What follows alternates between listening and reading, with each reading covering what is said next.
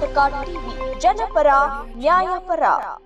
ಕೂಡ್ಲಿಗಿಯಲ್ಲಿ ಸಂವಿಧಾನ ದಿನಾಚರಣೆ ಮಾಡಲಾಗಿದೆ. ಸಂವಿಧಾನಬದ್ಧವಾಗಿ ಹಳ್ಳಿ ಹುಡುಗನೊಬ್ಬ ಇಂದು ಶಾಸಕನಾಗಿದ್ದೀನಿ ಎನ್ನುವುದಕ್ಕೆ ನಾನೇ ಸಾಕ್ಷಿ. ಧರ್ಮ ಗ್ರಂಥಗಳಿಗಿಂತ ದೇಶದ ಮುಖ್ಯವಾದ ಗ್ರಂಥ ಸಂವಿಧಾನವಾಗಿದೆ.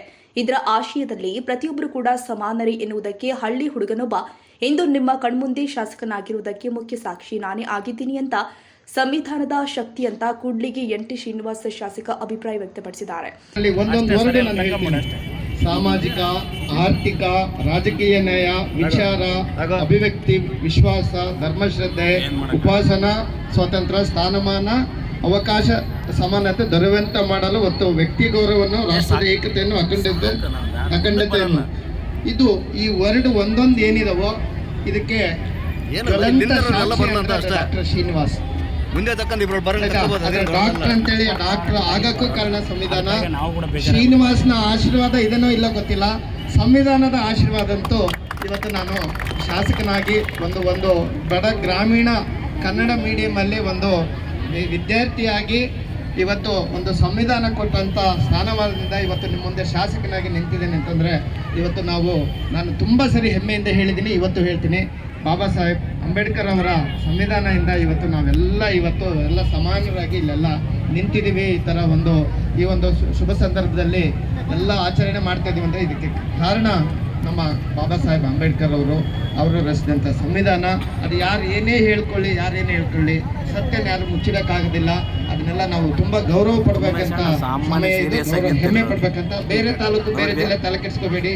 ನಾವಂತೂ ಸಂವಿಧಾನದವಾಗಿ ಕಾನೂನಾತ್ಮಕವಾಗಿ ಹೇಗೆ ಎಲ್ಲ ರೀತಿ ಒಂದು ಒಗ್ಗೂಡಿಕೆಯಿಂದ ಒಂದು ಒಳ್ಳೆ ಅಭಿವೃದ್ಧಿ ಪರ್ವದ ಕಾಮಗಾರಿಗಳು ಮತ್ತು ಎಲ್ಲರನ್ನು ಒಗ್ಗೂಡಿಸ್ಕೊಂಡು ಒಂದು ಉತ್ತಮ ರೀತಿಯ ಆಡಳಿತ ಮತ್ತು ಸಮಾನತೆ, ಶಾಂತಿಯಿಂದ ಯಾವ ರೀತಿ ಏನು ಬಾಬಾ ಸಾಹೇಬ್ ಅಂಬೇಡ್ಕರ್ ರಚಿಸಿದಂಥ ಸಂವಿಧಾನದಲ್ಲಿ ಅಡಿಯಲ್ಲಿ ಕಾನೂನು ಅಡಿಯಲ್ಲಿ ಹೆಂಗೆ ಕೆಲಸ ಮಾಡಬೇಕು ಆ ರೀತಿ ಎಲ್ಲರೂ ಒಟ್ಟಿಗೆ ಬಾಳೋಣ ಅಂತ ಹೇಳ್ತಾ, ಮತ್ತು ಈ ನಮ್ಮ ಮುದ್ದಿನ ವಿದ್ಯಾರ್ಥಿಗಳಿಗೆ ಹೇಳೋದಿಷ್ಟೇ, ನಾನೇನು ಇವತ್ತು ನಿಂತೀನಿ ಈ ಸ್ಥಾನದಲ್ಲಿ ನಿಲ್ಲಕ್ಕೆ ನಿಮ್ಮೆಲ್ಲರಿಗೂ ಅವಕಾಶ ಇದೆ. ಅದು ತಹಸೀಲ್ದಾರ್ ಆಗಿರ್ಬೋದು, CDPO ಆಗಿರ್ಬೋದು, ಅಲ್ಲಿ ನೋಡಿ ಗ್ರಾಮ ಪಂಚಾಯತಿ ಅಧ್ಯಕ್ಷರಿದ್ದಾರೆ, ಪಟ್ಟಣ ಪಂಚಾಯತಿ ಅಧ್ಯಕ್ಷರಿದ್ದಾರೆ, BO ಇದ್ದಾರೆ, CRP BRPಗಳಿದ್ದಾರೆ, ನೌಕರ ಸಂಘರಿದ್ದಾರೆ, ಪ್ರತಿಯೊಬ್ಬರೂ ಇಲ್ಲಿ ಮಾಧ್ಯಮ ಮಿತ್ರರಿದ್ದಾರೆ.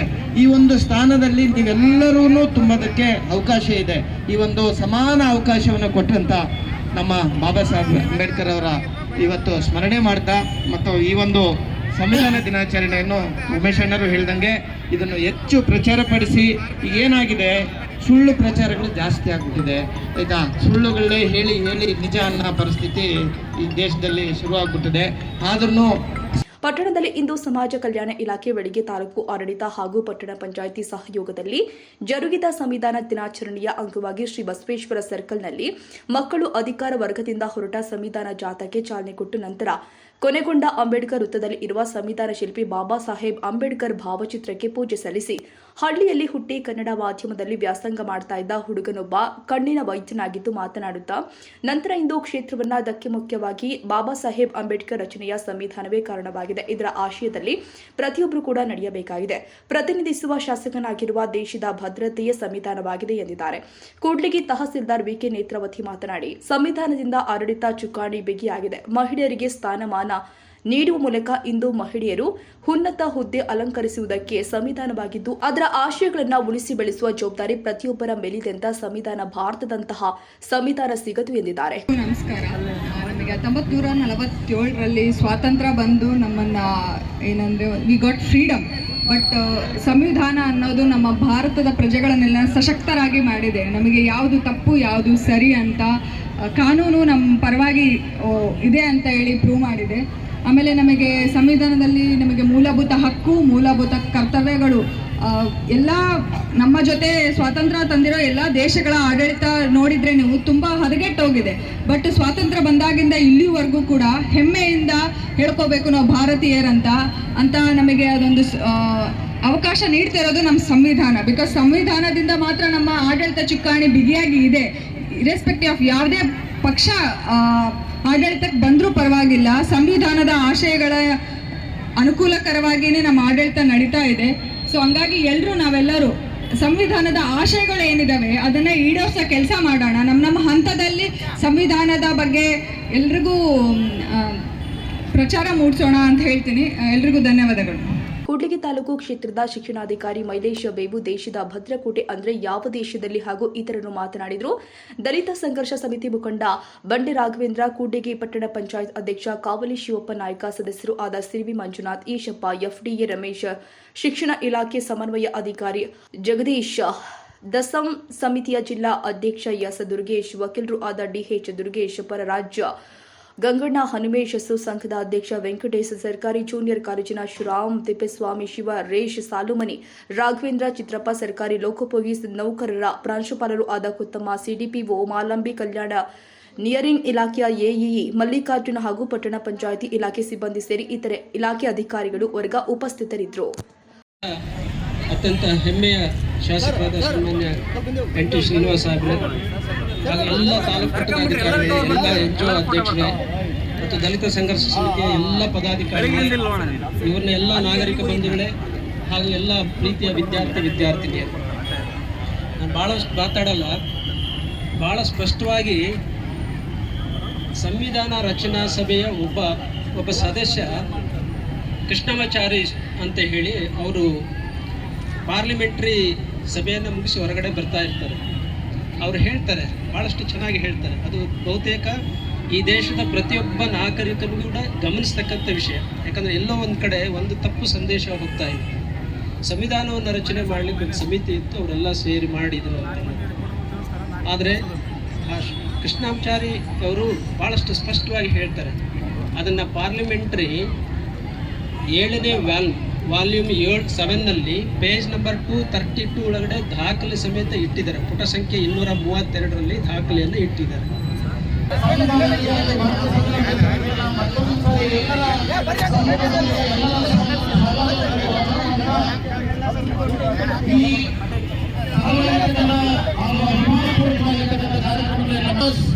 ಸರ್ ಅವ್ರನ್ನ ಆತ್ಮೀಯವಾಗಿ ಸ್ವಾಗತವನ್ನ ಕೋರ್ತಾ ಇದ್ದೇನೆ. ಹಾಗೆಯೇ ನಮ್ಮ ತಹಶೀಲ್ದಾರ್ ಆಗಿರ್ತಕ್ಕಂಥ ನೇತ್ರಾವತಿ ಮೇಡಮ್ ಅವ್ರನ್ನ, ಹಾಗೆಯೇ ನಮ್ಮ ತಾಲೂಕ್ ಪಂಚಾಯತಿ ಇವರಾಗಿರ್ತಕ್ಕಂಥ ನರಸಪ್ಪ ಸರ್ ಅವ್ರನ್ನ, ಹಾಗೆಯೇ ನಮ್ಮ ಎನ್ಜಿಒ ಅಧ್ಯಕ್ಷರಾಗಿರ್ತಕ್ಕಂಥ ವೆಂಕಟೇಶ್ ಅವರನ್ನ, ಹಾಗೆಯೇ ಎಲ್ಲ ತಾಲೂಕು ಮಟ್ಟದ ಅಧಿಕಾರಿಗಳನ್ನ, ಹಾಗೆಯೇ ದುರ್ಗೇಶ್, ಜಿಲ್ಲಾ ಸಂಘಟನಾ ಸಂಚಾಲಕರು, ದಲಿತ ಸಂಘರ್ಷಣಾ ಸಮಿತಿ, ಹಾಗೆಯೇ ಕೃಷ್ಣಪ್ಪ ಸರ್, ಹಾಗೆಯೇ ದುರ್ಗೇಶ್, ವಕೀಲರು, ಸಂಘಟನಾ ಕಾರ್ಯದರ್ಶಿಗಳು, ವಕೀಲರ ಸಂಘ, ಹಾಗೆಯೇ ಬಂಡೆ ರಾಘವೇಂದ್ರಣ್ಣ, ಆಮೇಲೆ ಕಾಟೆ ಹಾಲೇಶಣ್ಣ.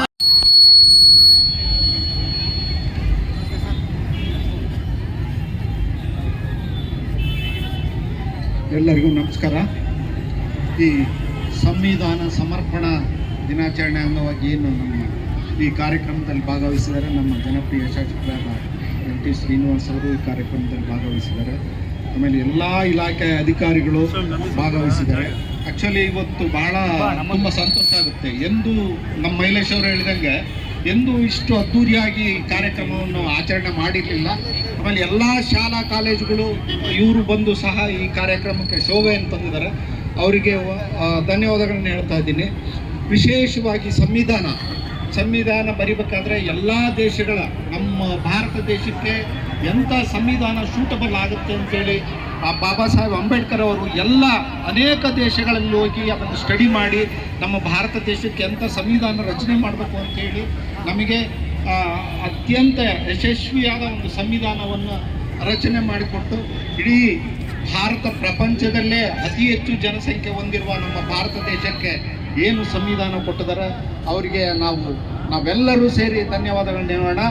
ಹಾಗೆ ಸಂವಿಧಾನದ ಅರಿವಿನ ಬಗ್ಗೆ ಮೈಲೇಶ್ ಅವರು ಹೇಳಿದರು, ನಾನು ಸಹ ಅದನ್ನೇ ಹೇಳ್ತಿದ್ದೀನಿ. ಆಗಮಿಸಿರುವಂಥ ಜನಪ್ರಿಯ ಜನಮೆಚ್ಚಿನ ನಾಯಕರು ಮತ್ತು ಬೇಡರ ಕಣ್ಣಪ್ಪ ಎಂಬ ಖ್ಯಾತಿಗೆ ಹೆಸರಾಗಿರುವಂಥ ಜನಪ್ರಿಯ ಶಾಸಕರು ಎನ್ ಟಿ ಶ್ರೀನಿವಾಸ ಅವರವರೇ, ಹಾಗೂ ನನ್ನ ನೆಚ್ಚಿನ ವಿದ್ಯಾರ್ಥಿನಿಯರೇ ಹಾಗೂ ಅಧಿಕಾರಿ ವರ್ಗದ ವೃಂದದವರೇ, ಸ್ವತಂತ್ರ ಬಂದು ಸುಮಾರು 78 ವರ್ಷಗಳ ಕಾಲ ಕಳೆದರೂ ಕೂಡ ನಮ್ಮ ದೇಶದಲ್ಲಿ ಇವತ್ತಿನವರೆಗೂ ನಮಗೆ ಸಮನಾದ ಹಕ್ಕು ಮತ್ತು ಸ್ವಾತಂತ್ರ್ಯ ಸಿಗ್ತಾ ಇಲ್ಲ. ಅದೇ ಕನಸನ್ನು ಇಟ್ಕೊಂಡು ಬಾಬಾ ಸಾಹೇಬ್ ಅಂಬೇಡ್ಕರ್ ಅವರು 1949 ನವೆಂಬರ್ 26ರಂದು ಈ ದೇಶಕ್ಕೆ ಸಂವಿಧಾನವನ್ನು, ಬಹುದೊಡ್ಡ ಸಂವಿಧಾನವನ್ನು ನಮ್ಮ ಭಾರತ ದೇಶಕ್ಕೆ ಸಮರ್ಪಣೆ ಮಾಡಿದರು. ಬಂಧುಗಳೇ, ಕೆಲವು ಅವೇಕಗಳು ವರದಿ ಕೆ ತಿಪ್ಪೇಸ್ವಾಮಿ ಕೂಡ್ಲಿಗೆ.